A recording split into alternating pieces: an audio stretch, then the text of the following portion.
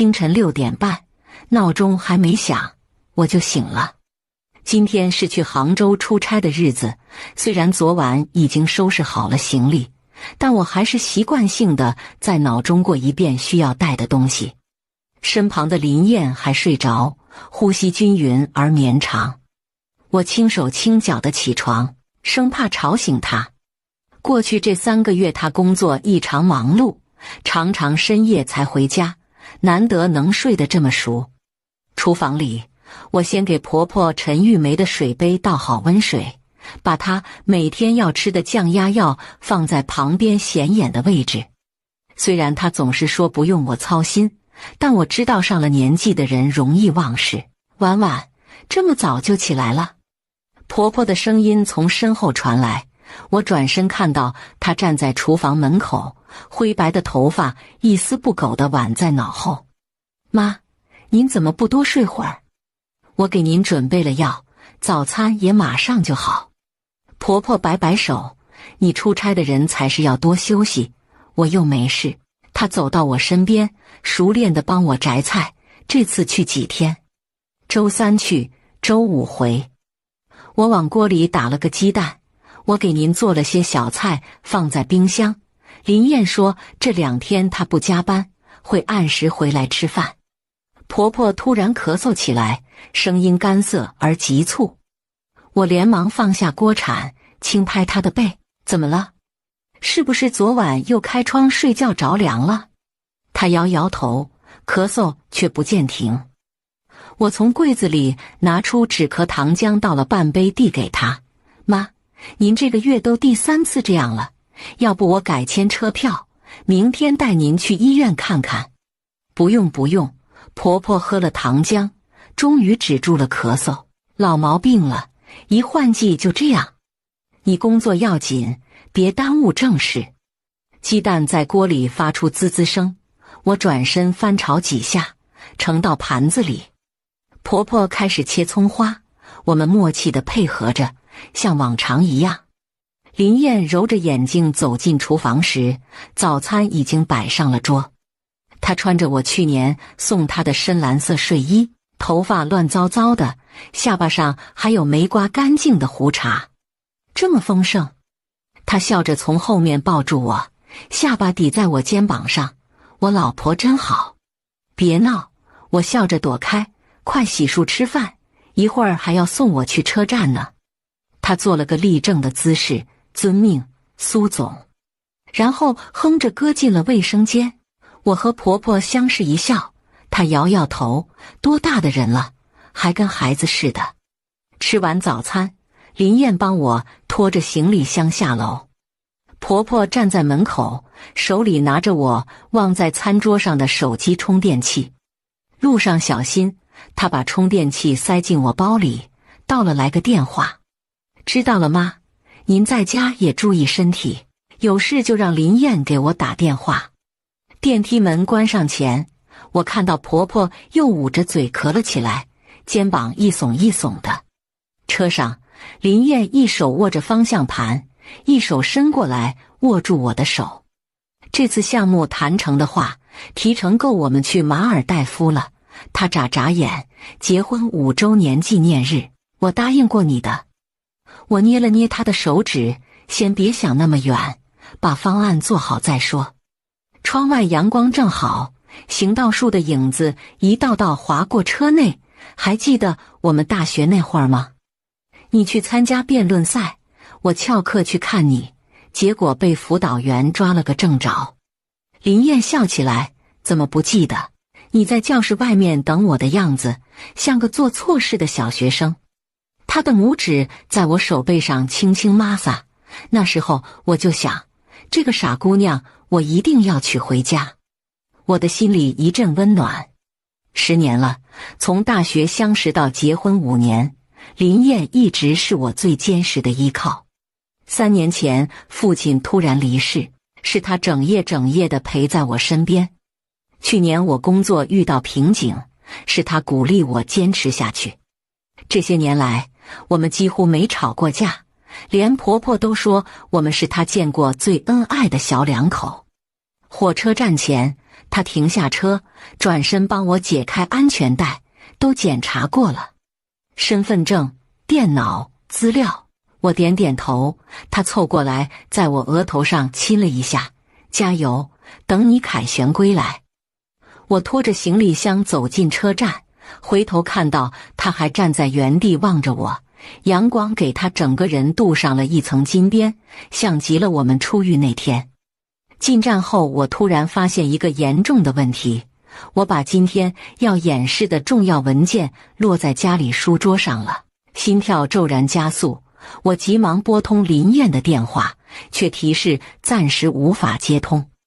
估算了一下时间，如果现在打车回去，应该还来得及赶下一班高铁。我匆匆叫了车，一边继续尝试联系林燕。20分钟后，车停在小区门口。我快步走向单元门，脑子里盘算着拿了文件就立刻返回车站。电梯上升的过程中，我终于打通了林燕的电话。喂，她的声音压得很低，背景音出奇的安静。我文件忘在家里了，现在在电梯里，马上到家，你帮我找找，就在书桌上。什么？你现在回来？她的声音突然拔高，听起来异常紧张。不是，你已经到楼下了。怎么了？我困惑地看着电梯数字跳到15楼，我马上就到家门口了。电话那头传来一阵窸窣声，接着是他急促的呼吸。婉婉，你听我说，先别。电梯门开了，我快步走向家门，手机还贴在耳边。就在距离门口还有几步远的地方，我猛地刹住了脚步。我家门口站着一个陌生女子，长发披肩，穿着一条我从未见过的红色连衣裙。更令我震惊的是，林燕穿着家居服站在门口，那女子正亲热地勾着她的脖子，而她的一只手搂着她的腰。我的大脑一片空白，手机从掌心滑落，重重地砸在地毯上。林燕转头看到我，脸色瞬间变得惨白。那女子顺着她的视线看过来，涂着鲜红指甲油的手还搭在林燕的肩膀上。苏婉，林燕的声音像是从很远的地方传来，你不是出差了吗？我的视线从他们两人身上移到门口敞开着的行李箱，那是我的行李箱，本该在杭州的行李箱，此刻敞开的夹层里露出几件我的内衣。一阵眩晕袭来，我后退一步，后背抵上了冰冷的墙壁。那个陌生女子终于意识到了什么，猛地抽回手，嘴唇微微发抖。这位是？她问，声音却出奇的镇定。林燕张了张嘴，没发出声音。我的眼前浮现出婆婆咳嗽的样子，那些每次我出差就发作的咳嗽，那些欲言又止的眼神。原来如此，时间仿佛在那一刻凝固了。我的耳朵嗡嗡作响，眼前的一切都变得模糊不清，只剩下那抹刺眼的红色连衣裙在视野中跳动。苏婉，你听我解释。林燕向我迈了一步，脸上写满了慌乱。我的身体先于大脑做出了反应，弯腰捡起手机，转身按下电梯按钮，动作一气呵成。电梯还停在15楼，门立刻打开了。等等，林燕的声音从身后传来。我跨进电梯，拼命按关门键。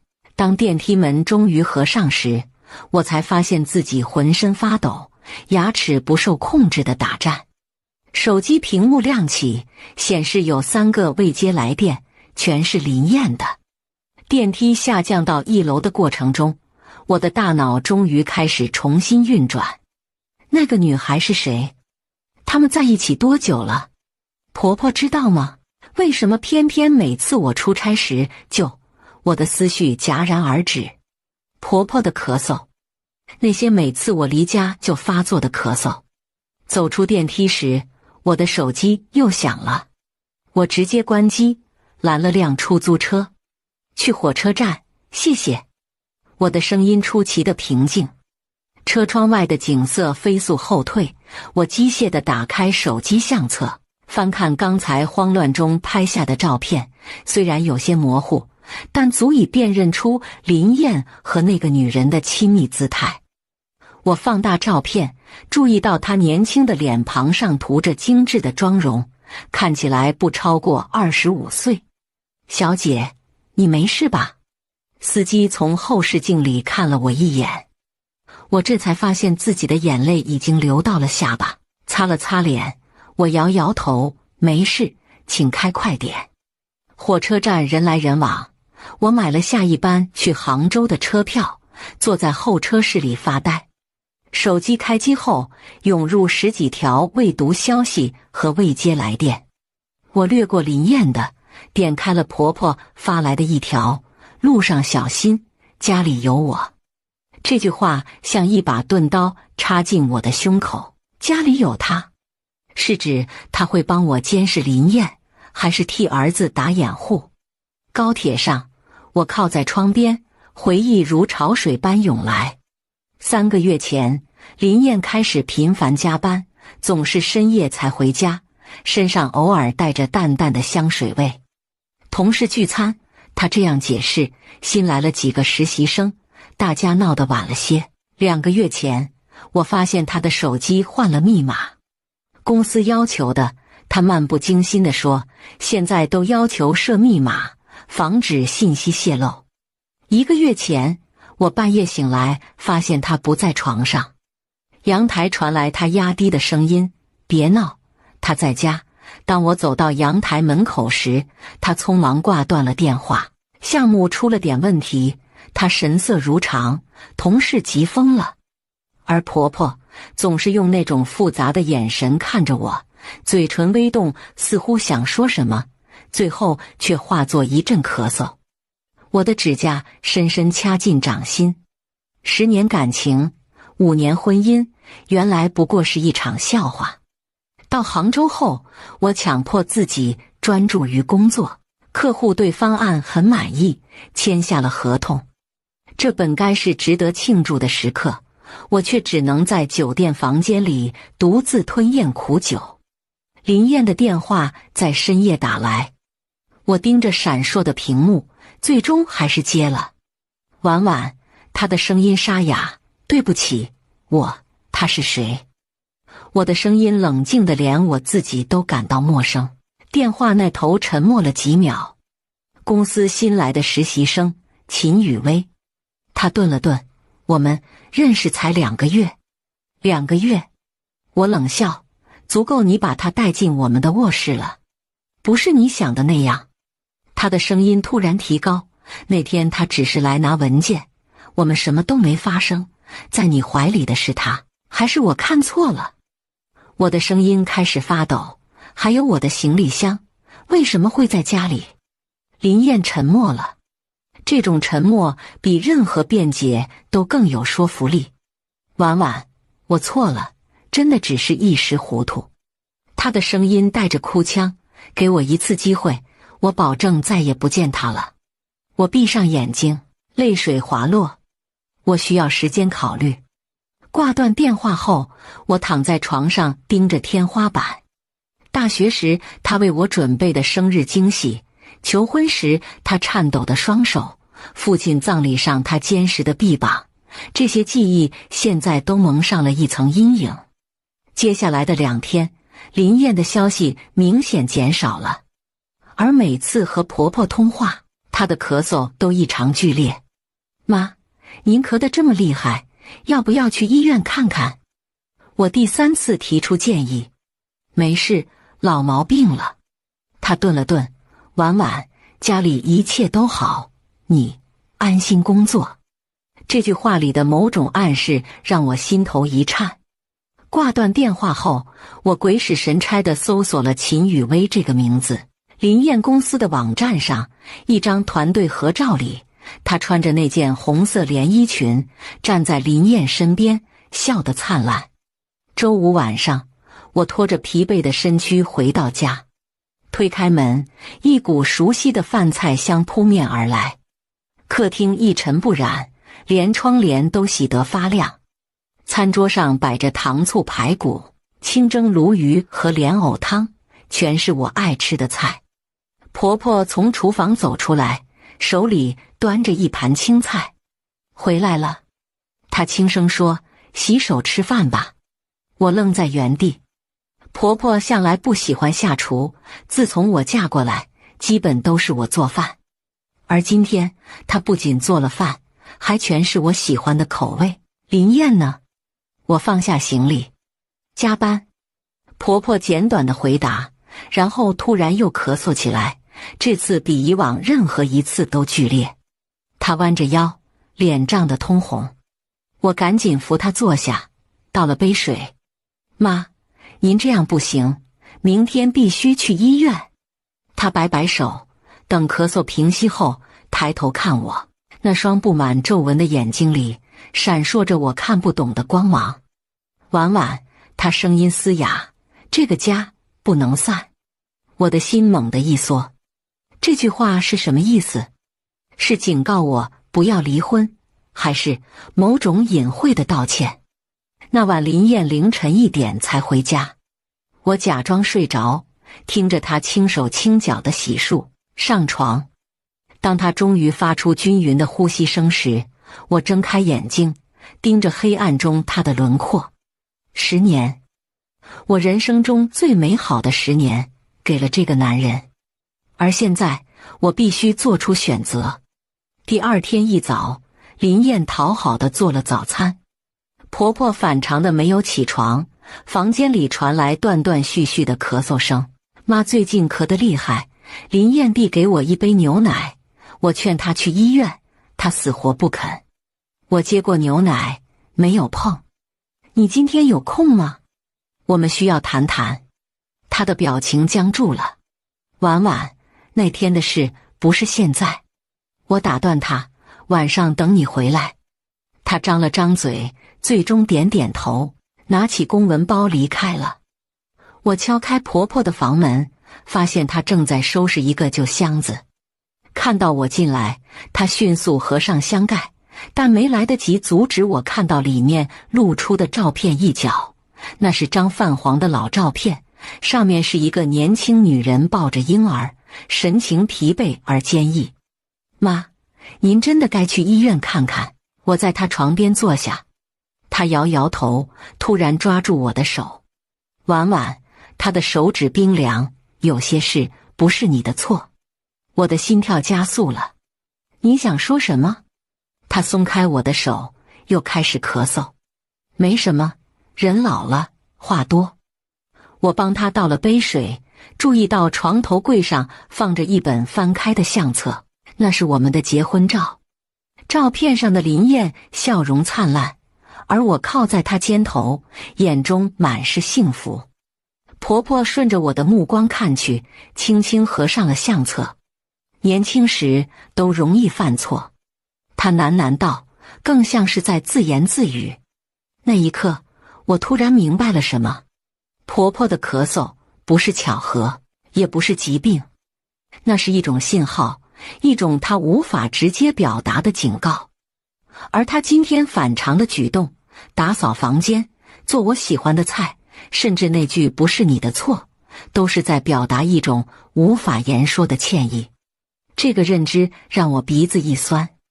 原来在这场背叛中，我并不是完全孤独的。周一早晨，我提前2小时起床，轻手轻脚地打开林燕的笔记本电脑。她睡觉前总是把手机压在枕头下，但电脑密码还是我们结婚纪念日。屏幕亮起的那一刻，我的心跳如擂鼓。浏览器历史记录一片空白，这本身就不正常。我点开邮箱，发现它已经登出，但记住密码的功能还在。我的手悬在键盘上方，犹豫了几秒，最终还是输入了它的常用密码。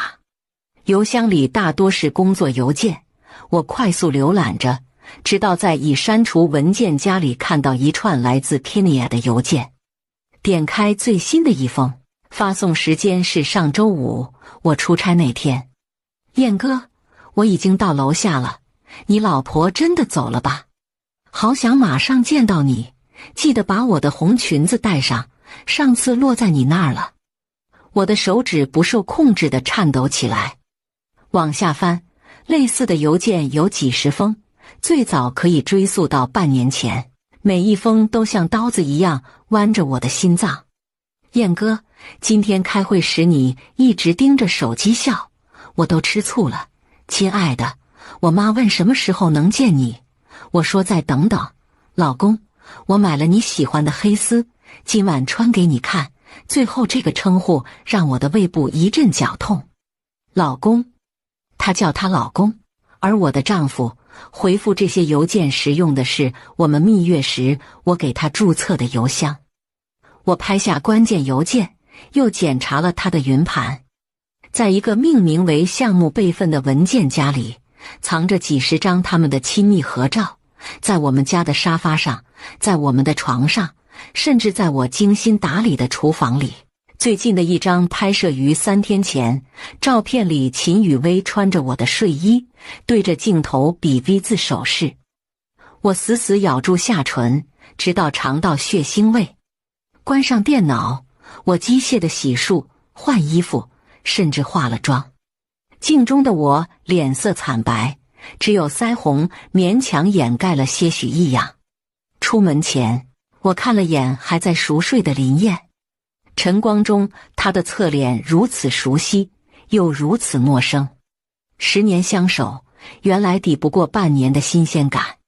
公司里，我强打精神处理完紧急文件，然后约了程婷午休时见面。他是我大学室友，现在是离婚律师。咖啡厅里，程婷听完我的讲述，气得把咖啡杯重重一放。这个王八蛋！婉婉，别犹豫了，马上离婚。我搅动着已经冷掉的咖啡，10年感情他都能出轨，你还留恋什么？程婷压低声音，听我的，先别打草惊蛇，收集证据最重要。房子在你名下吗？是我们婚后买的，共同财产。我苦笑，他公司最近接了个大项目，完成后能拿到一大笔奖金。程婷眯起眼睛，所以他等这个项目完成才暗示离婚。真会算计。他抓住我的手，婉婉，别心软，这种男人不值得。我点点头，却想起早上看到的那张照片里，秦雨薇手腕上戴着的卡地亚手镯，那是我去年生日时林燕送我的同款。当时她说是限量版，全市只有1件。回到公司，我收到林燕的短信，晚上加班，别等我吃饭。简单明了，连个表情符号都懒得加。以前她总会发个哭脸或爱心，现在连伪装都省了。我没有回复，转而给婆婆发了条消息：妈，今晚我加班，您自己先吃。婆婆秒回：好，我给你留菜，别太累。紧接着又是一条：她今晚真的加班。我的心猛地一跳。婆婆知道什么？她为什么这么问？下班后我没有加班，而是直接回了家。婆婆正在厨房热汤，见我回来明显一怔。这么早？工作提前完成了。我放下包，装作不经意地问：林燕最近经常加班？婆婆的勺子碰在锅沿上，发出清脆的声响。她背对着我，声音含糊，说是项目要验收。我走到她身边帮忙摆碗筷，注意到她的手在微微发抖。妈，您没事吧？没事。她突然转向我，眼神复杂。婉婉，你最近有没有发现什么不对劲？我的心跳漏了一拍。您指什么？婆婆张了张嘴，刚要说话，门铃响了。我们同时看向门口，婆婆的脸色突然变得煞白。谁啊？我走向门口。别开！婆婆突然喊道，随即剧烈咳嗽起来。可能是推销的，门铃又响了一声。我透过猫眼看去，一个穿着快递制服的年轻人站在门外。苏婉女士的快递。我松了口气，开门签收了包裹。回到厨房，婆婆已经恢复了平静，但额头上有层细密的汗珠。妈，您刚才怎么了？她摇摇头，盛了碗汤递给我。没什么，最近听说小区里有人冒充快递员抢劫。我盯着她的侧脸，突然明白了什么。妈，是不是有人来过家里？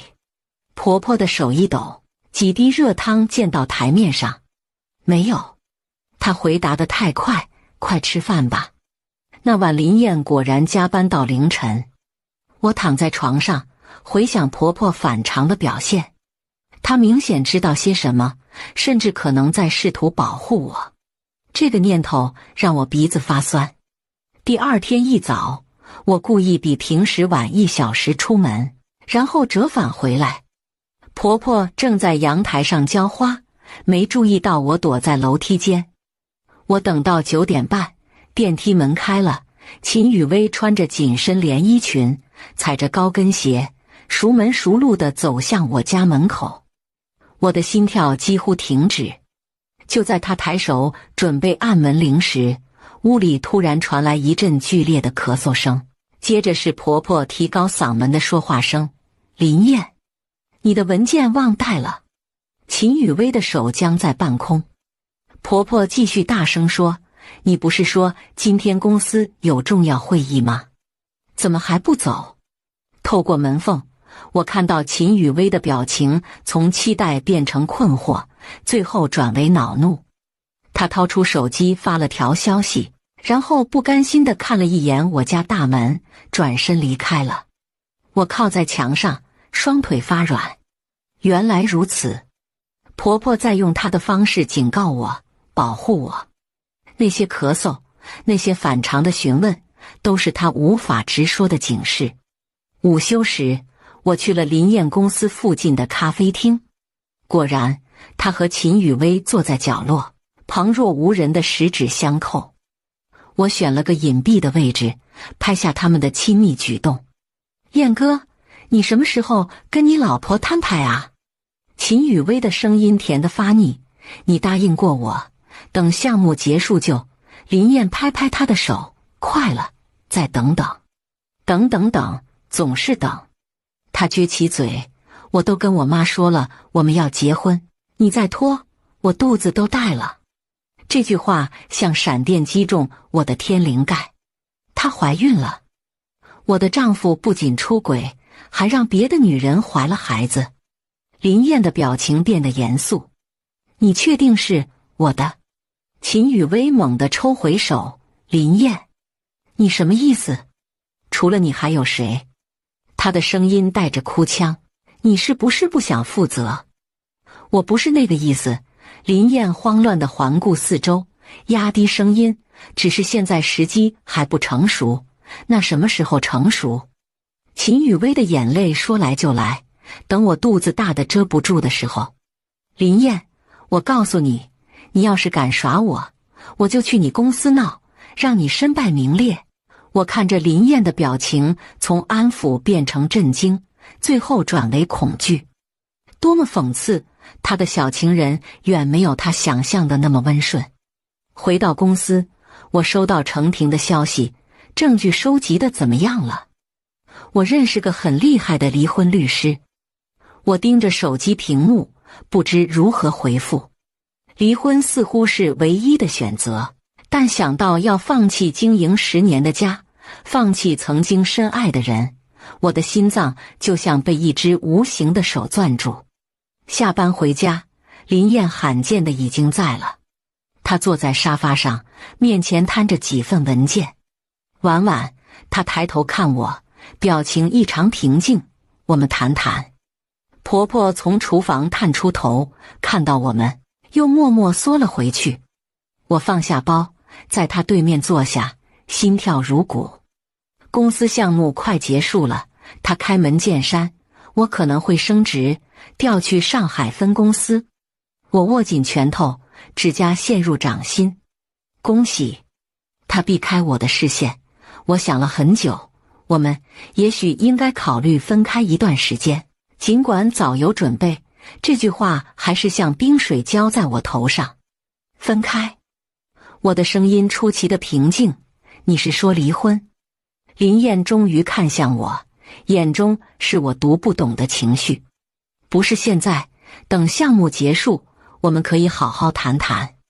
因为秦雨薇怀孕了，我直接挑明。她的脸色瞬间变得惨白。你怎么知道？这不重要。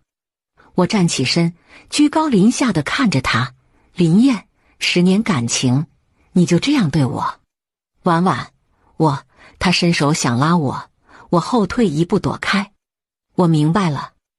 我转身走向卧室，等项目结束再谈。关上门，我靠着门板缓缓滑坐在地上，眼泪终于决堤而出，但我死死咬住嘴唇，不让自己哭出声。门外，我听到婆婆压低的说话声和急促的咳嗽声，然后是林燕摔门而去的声音。不知过了多久，轻轻的敲门声响起。婉婉，婆婆的声音透过门板传来，吃点东西吧。我擦干眼泪打开门，婆婆站在门外，手里端着一碗热腾腾的面，她的眼睛红红的，像是也哭过。妈，我的声音哽咽了。婆婆把面放在床头柜上，突然抱住我。傻孩子，她轻拍我的背，哭出来吧，别憋着。这个拥抱成了压垮我的最后一根稻草。我伏在婆婆肩头，像个孩子一样嚎啕大哭。10年婚姻，半年的背叛，还有这个出乎意料的拥抱，所有情绪如洪水般倾泻而出。妈，我该怎么办？我抽泣着问。婆婆松开我，用粗糙的手掌擦去我的眼泪。先吃饭，她说，然后做你觉得对的事。我抬头看她，这个一向沉默寡言的老人眼中闪烁着坚定的光芒。不管你怎么决定，她轻声说，妈站在你这边。这一刻，我忽然明白了婆婆那些咳嗽和反常举动的全部意义。她一直在用自己的方式，试图保护我这个儿媳，对抗她亲生儿子的背叛。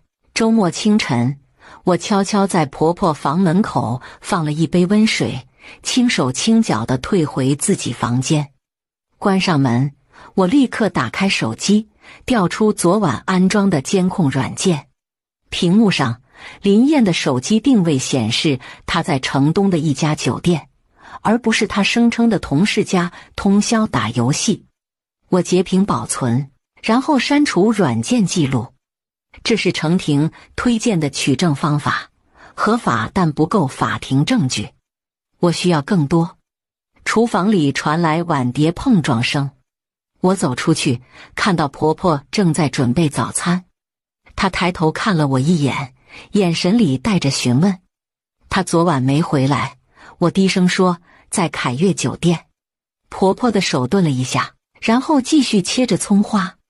老刘家的闺女在那儿上班，她状似无意地说，前厅部。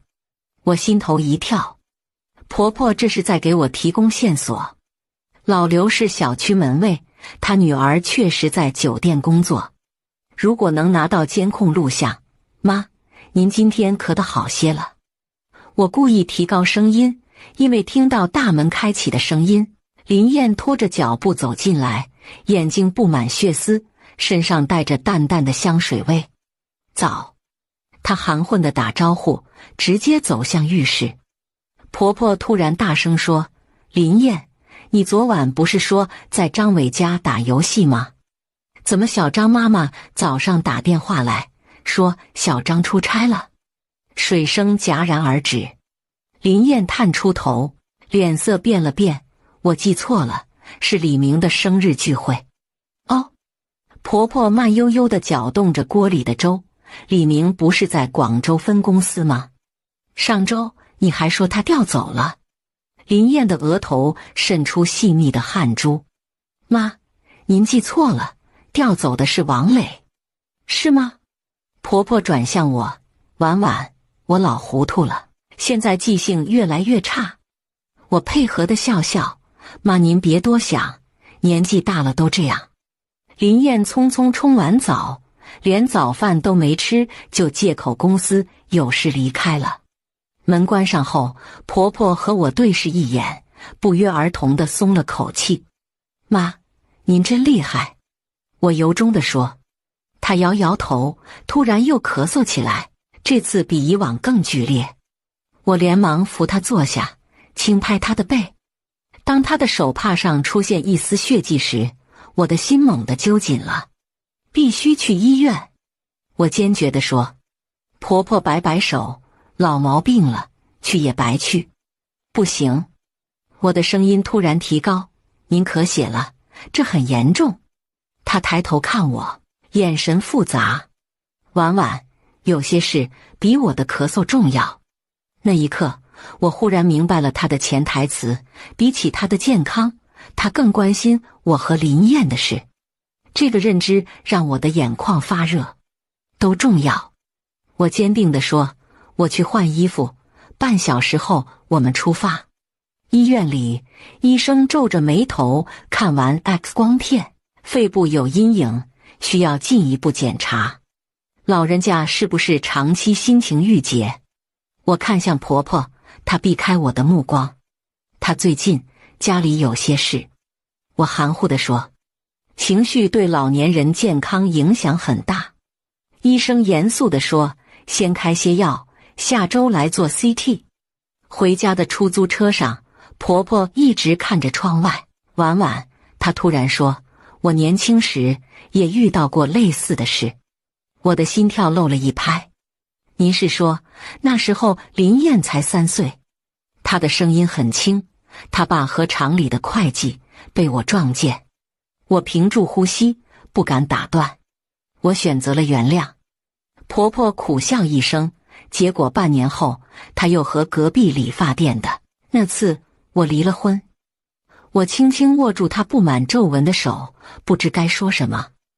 我不是劝你离或者不离，她转头看我，眼里闪着泪光，只是别委屈自己。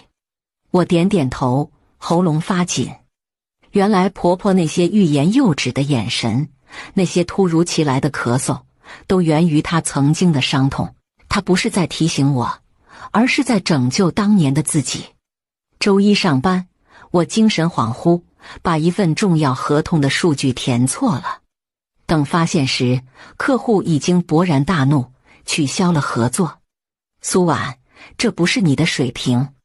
总监失望地看着我，这个客户跟了我们3年。我机械地道歉，心里清楚这个失误可能让我失去年度晋升机会。走出办公室，我躲在洗手间隔间里无声地哭泣。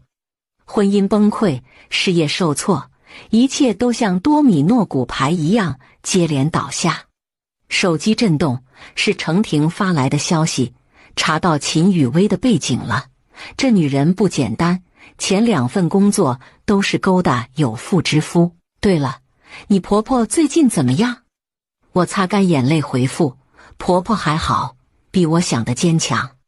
程婷秒回，她站在你这边。奇迹啊！一般婆婆都护着儿子。我看着这句话，突然意识到婆婆的选择有多难得。在中国家庭剧里，我本该是那个被婆婆刁难的儿媳，而现在这个失去过婚姻的老人却坚定地站在我身边。下班回家，屋里静悄悄的，婆婆的房门关着，里面传出压抑的咳嗽声。我敲敲门，妈，我回来了。没有回应。我轻轻推开门，看到婆婆蜷缩在床上，脸色潮红。一摸额头，滚烫，您发烧了。我慌忙找出体温计，38.5度。没事，婆婆虚弱地说，吃了药，睡会儿就好。我坚持带她去了社区医院，诊断是肺部感染，需要输液。坐在急诊室的硬板凳上，看着药水一滴滴落下，我突然感到一阵疲惫袭来。婉婉，婆婆突然说，你工作是不是不顺心？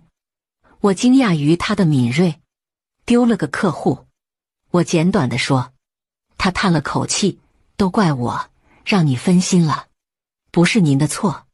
我握住她的手，是我自己没处理好。人生啊，婆婆看着输液管，眼神恍惚，有时候觉得熬不过去了，其实咬咬牙就过去了。这句话像一把钥匙，打开了我强撑多日的坚强外壳。我低下头，眼泪砸在白色地砖上。婉婉，婆婆的声音突然变得坚定，你想怎么做就怎么做，别顾虑我。我虽然是她妈，但错就是错。我抬头看她，这个瘦小的老人此刻眼中闪烁着令我震撼的光芒。输完液已是深夜，婆婆睡下后，我轻手轻脚地打开林燕的书桌抽屉，在一堆文件下面，我发现了一张购房意向书，位于上海的一个高档小区，署名是林燕和秦雨薇，日期是上周。我的手不住地发抖。他已经在计划新生活了，用我们共同积累的财产。我拍下照片发给程婷，他立刻回复：王八蛋，这是转移财产的证据。那晚我辗转难眠。凌晨3点，一阵剧烈的咳嗽声从婆婆房间传来。我冲进去，看到她痛苦地蜷缩着，手帕上又是一抹刺眼的红。我们去大医院，我坚决地说。婆婆抓住我的手腕，等等，她喘息着。床头柜抽屉里有个盒子，我找出那个老旧的铁盒，里面是一本发黄的日记本和几张照片。照片上，年轻的婆婆抱着幼年的林燕，脸上没有笑容。拿着，婆婆艰难地说：如果你决定离婚，这里面的东西也许有用。我翻开日记本，第1页写着1989年6月15日，今天又发现他和那个女人在一起。小燕发烧到39度，她却……后面的字迹被泪水晕染得模糊不清。妈，我们先去医院。我强忍泪水扶她起来。急诊室的灯光惨白，医生看完 CT， 脸色凝重，肺部感染严重，还有陈旧性病灶，需要住院治疗。办理住院手续时，林燕的电话终于接通了。我在医院，我简短地说，妈病得很重。半小时后，她匆匆赶到，身上带着酒气。怎么回事？白天不是还好好的？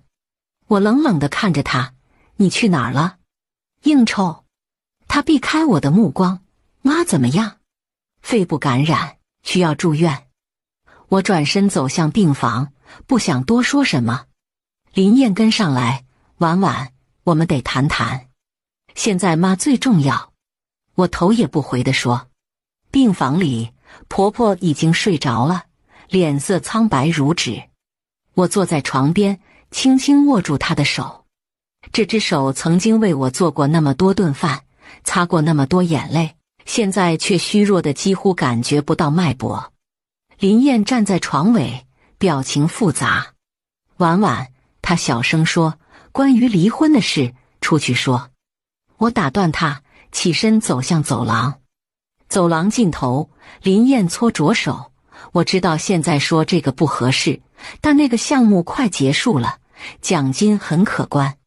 我想，我们能不能好聚好散？我盯着他，这个我爱了10年的男人此刻如此陌生。怎么个好聚好散法？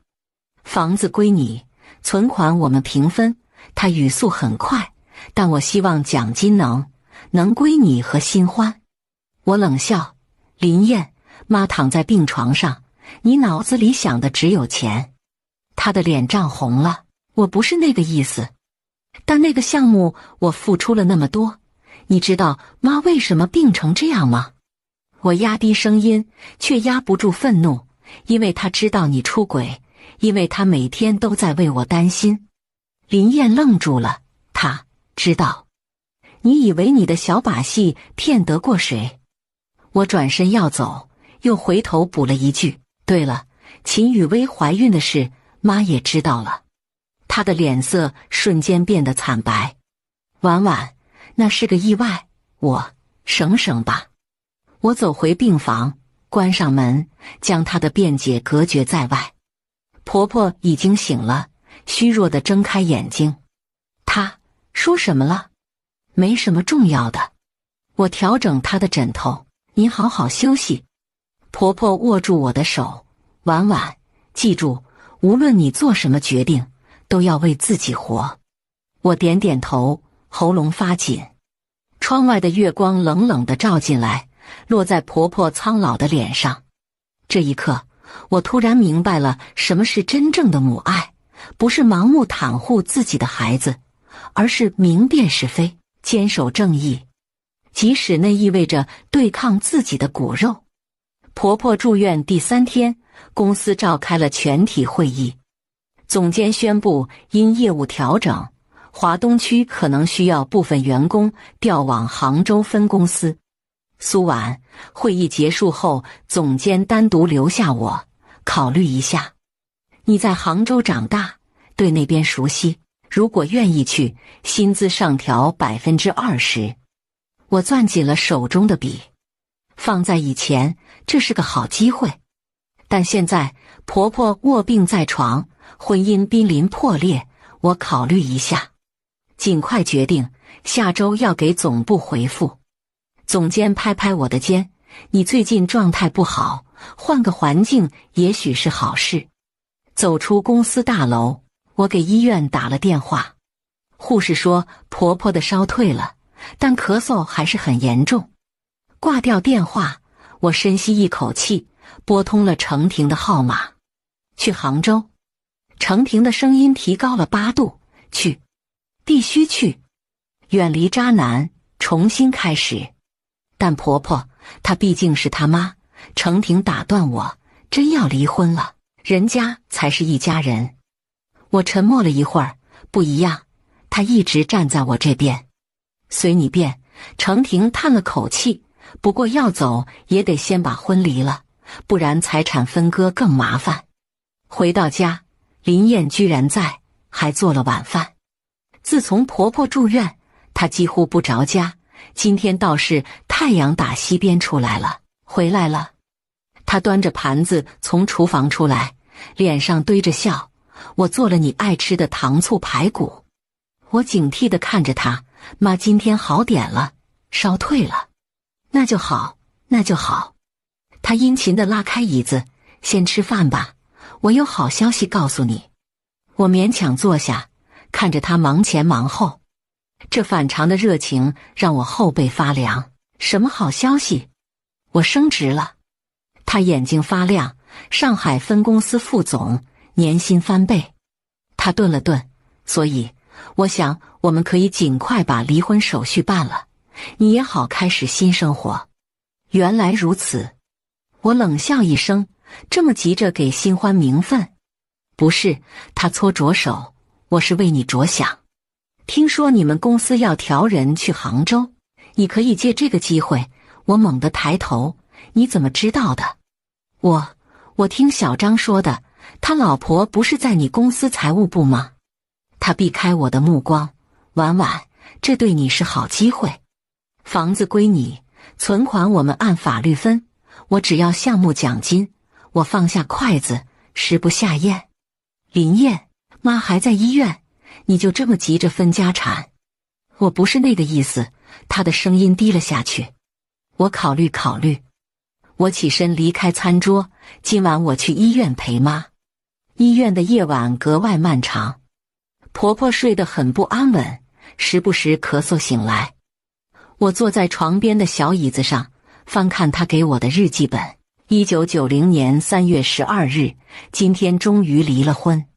小燕问我爸爸去哪了，我说去了很远的地方。她哭了一晚上，我也哭。但比起被背叛的痛苦，独自抚养孩子的苦算什么？至少我的心是干净的。我轻轻合上日记本，看向婆婆憔悴的脸。这个倔强的女人，当年是如何独自把林燕拉扯大的，而现在她的儿子却成了和她父亲一样的人。婉婉，婆婆突然醒了，声音嘶哑：“几点了？你还没回去休息？”“才9点。”我倒了杯水扶她起来喝。“您今天气色好多了。”她小口啜着水，目光落在我手中的日记本上。“看了。”我点点头，喉咙发紧。“妈，您为什么不早点告诉我这些？”“丢人的事。”她苦笑。“再说，谁知道林燕会……”话没说完，又是一阵咳嗽。我轻拍她的背，感受她瘦弱的身体在